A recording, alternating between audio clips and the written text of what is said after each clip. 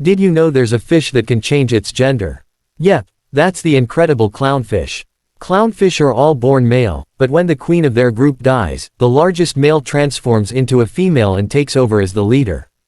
They live inside sea anemones, which have venomous tentacles.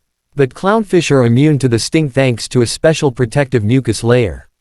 They're also great team players. Clownfish protect the anemone from predators, and in return, the anemone provides them with shelter and food scraps. Crazy, right? Clownfish aren't just cute, they're ultimate survivors. Want more fascinating animal facts?